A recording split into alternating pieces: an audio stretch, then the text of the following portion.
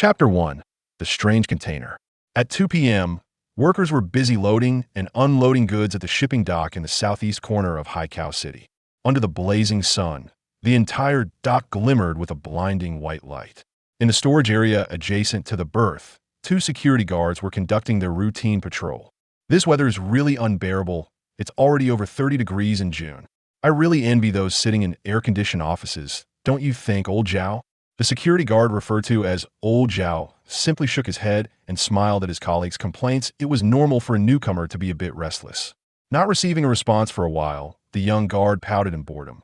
Old Zhao, what's the point of us watching these ordinary containers? They're just filled with worthless junk. Why don't we find a cool place to take a break? What do you say? Not a chance. I'm telling you, Xiao Wang, your parents pulled a lot of strings to get you this job. Don't slack off. If the higher-ups find out you're goofing off right after joining, they'll see how you explain it to your parents. Seeing Xiao Wang's lack of seriousness towards work, Old Zhao could only patiently advise him. After all, he had a long-standing friendship with his father. Not to mention his parents' trust. Just for the sake of that friendship, he had to keep an eye on this kid to ensure he worked diligently. Despite Old Zhao's earnest advice, Xiao Wang kept nodding in agreement, but his expression showed that the words went in one ear and out the other, making Old Zhao sigh deeply. As the two passed by an old container, Xiao Wang, feeling mischievous, tapped it with his nightstick, producing a dull thud. Bang! A muffled sound of knocking came from inside the container that Xiao Wang had just tapped. Huh? What was that sound? Old Zhao, did you hear it? Having walked a few meters away, Xiao Wang turned back, puzzled, and asked Old Zhao, I think you've been playing too many video games and misheard it. Old Zhao replied, not having heard any sound, and thinking Xiao Wang was just up to some antics again. Seeing that Old Zhao didn't believe him, Xiao Wang became anxious and grabbed Old Zhao's hand, pulling him back to the old container to listen closely. Reluctantly, Old Zhao leaned into the container and listened carefully for a moment, but still heard nothing. After glancing at Xiao Wang, Old Zhao showed a look of "Are you satisfied now?" and turned to continue the patrol. Just then, a louder knocking sound came from the container. The sudden noise made Old Zhao turn back immediately, while Xiao Wang excitedly said, "See, I told you there was something inside." Ignoring the excited Xiao Wang, Old Zhao's brow slowly furrowed. The containers here were filled with worthless items, and even if the workers hadn't secured them properly, this wasn't out at sea, and there was no wind inside the container. How could there possibly be knocking sounds? Suddenly, an idea struck Old Zhao, and he said seriously, "This isn't good. Whatever is inside might be alive. Knock again and see if there's a response." What do you mean? Not yet realizing the severity of the situation, Xiao Wang hurriedly knocked on the container again with his nightstick, and soon after, there was indeed a response from inside. Hey, it really is alive. Who's the reckless person that dared to put live creatures in a container? They must be looking to get locked up. After confirming that there were living creatures inside, Xiao Wang became excited, eagerly asking Old Zhao, "Wow. Old Zhao, do you think we've done something great?" Haha, when we report this, the higher-ups should give us a bonus, right? Seeing Xiao Wang looking so jubilant over what he thought was a big accomplishment, Old Zhao showed no signs of joy and immediately picked up his walkie-talkie to report the situation to the higher-ups. The higher-ups instructed Old Zhao and his team to secure the area, promising that they would send someone to handle the situation immediately. In less than 10 minutes, 2 police cars and 3 electric patrol vehicles arrived. Leading the group was Manager Zhang from the dock, that he appeared hurried, accompanied by other security personnel and police officers as they quickly approached. Upon arrival, Manager Zhang immediately asked Old Zhao, "Old Zhao, is this the container you said had live creatures inside?" He pointed at the old container as he spoke. Old Zhao quickly replied, "Yes, Manager Zhang, it's this one. Xiao Wang and I clearly heard noises coming from inside." After Old Zhao confirmed, Manager Zhang turned back to discuss with a few police officers and then returned to Old Zhao and the others, saying, "Well done this time, company. We'll reward you later. Now, please help us maintain a perimeter outside." As Manager Zhang stepped aside to make a phone call, he wore a worried expression. Discovering live creatures in a container could be a serious issue, but regardless of its severity, as long as it was found on his watch, he would certainly face consequences. Hearing there would be a bonus, Xiao Wang's face immediately lit up with joy, and even Old Zhao couldn't help but smile. Not long after the area was secured, customs inspection staff arrived on site with tools and began scanning the container using thermal imaging. Team Leader Wong, the scanning results are in there are heat sources inside, reported the inspection staff after finishing their scan to the team leader in charge of the operation. Upon hearing there were heat sources, Team Leader Wong furrowed his brow slightly and ordered, "Prepare to open the container and notify the health department to get ready for disinfection and quarantine." Following the command, a staff member dressed in protective gear approached with a cutter and began cutting open the container door, while another person assisted in pulling the door open. As the door opened, a terrible stench wafted out, causing those nearby to cover their noses and step back.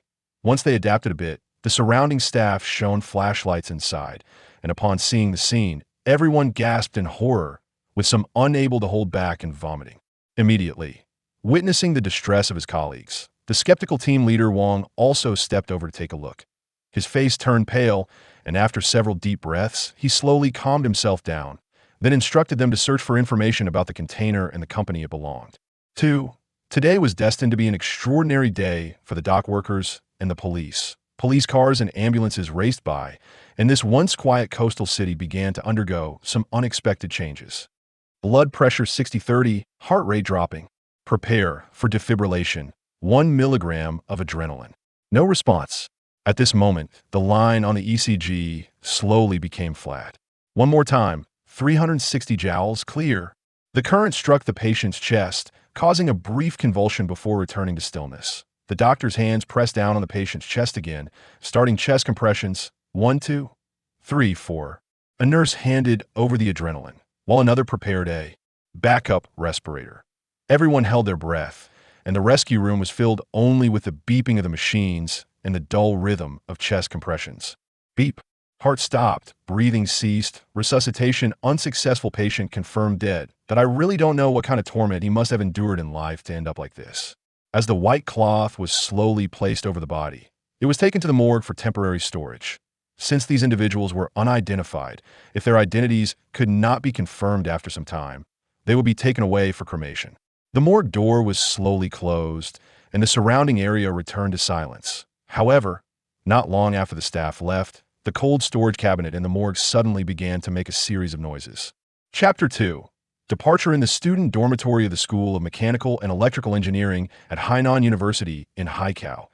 A young man is tightly wrapped in a quilt on his bed, struggling to drown out the noise outside. Damn it. The sniper at university, don't miss. I told you not to miss, and you're still watching, you idiot. You deserve to never get into B for the rest of your life.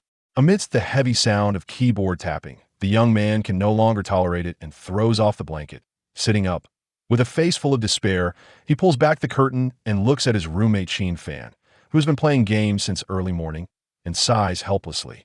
I'm telling you, what's wrong with you? It's only 7 in the morning, and you're already yelling like this. Can't you let anyone sleep?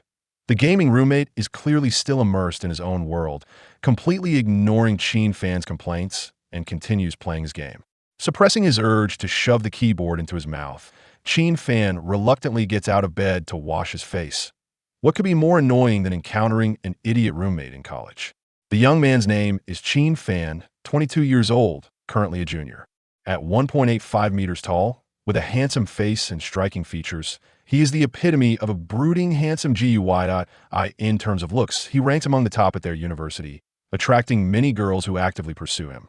However, Sheen Fan seems cursed his past relationships ended for various reasons, leaving him to cope with the fact that those girls found better partners soon after breaking up with him, causing him to feel depressed for quite a while.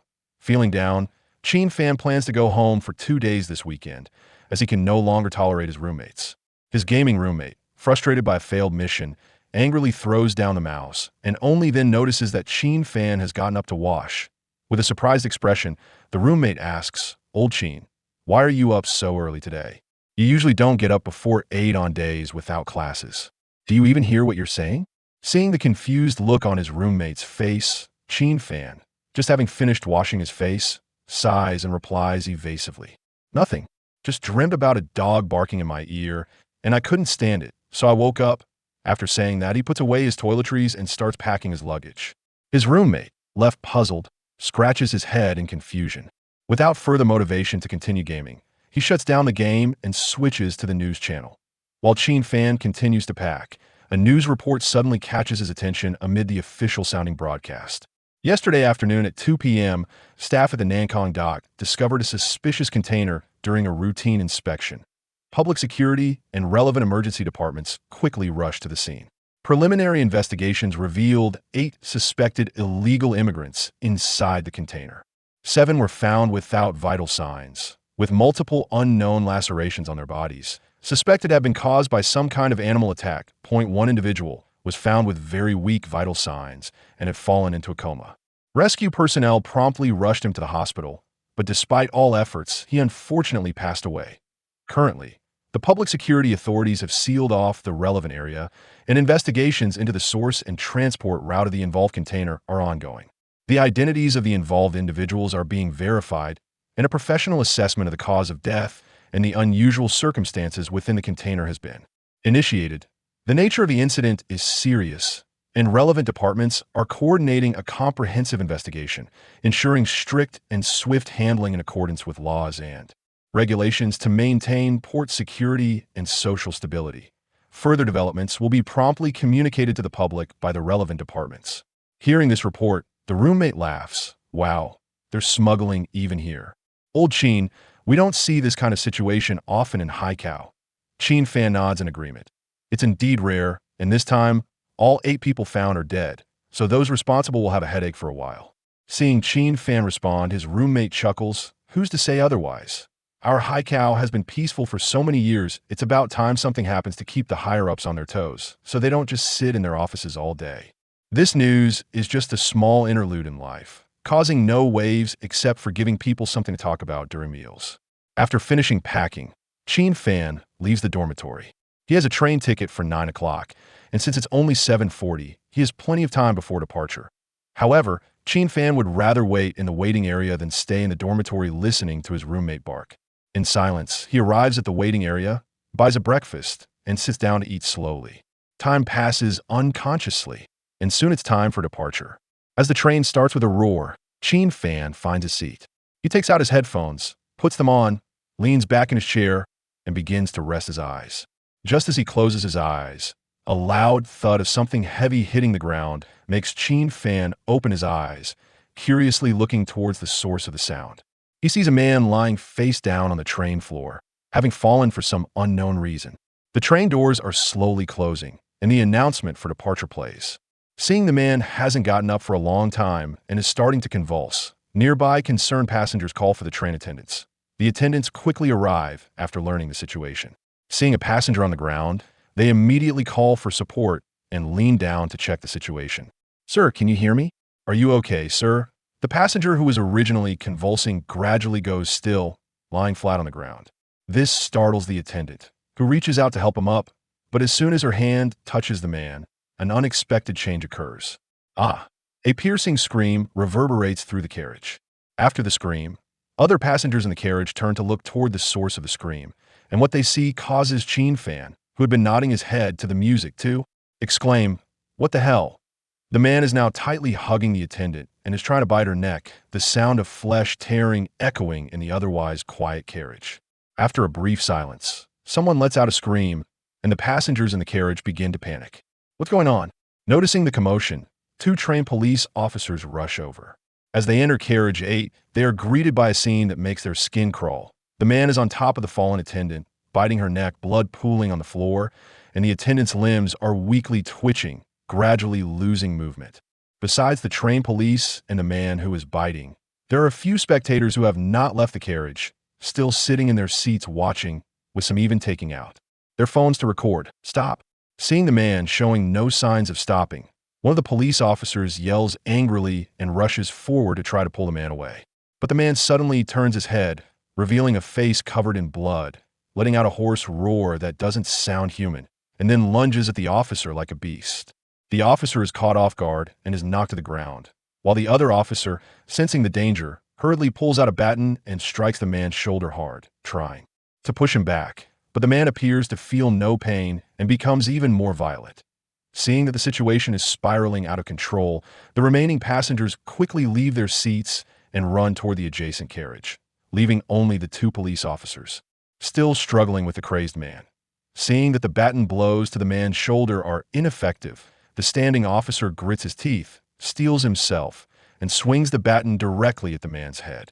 This time it works. The man falls backward from the impact, and the officer who had been knocked down quickly gets up and signals his colleague to help subdue him. Point two conductors handcuffed the man, and the onlookers thought the matter was over.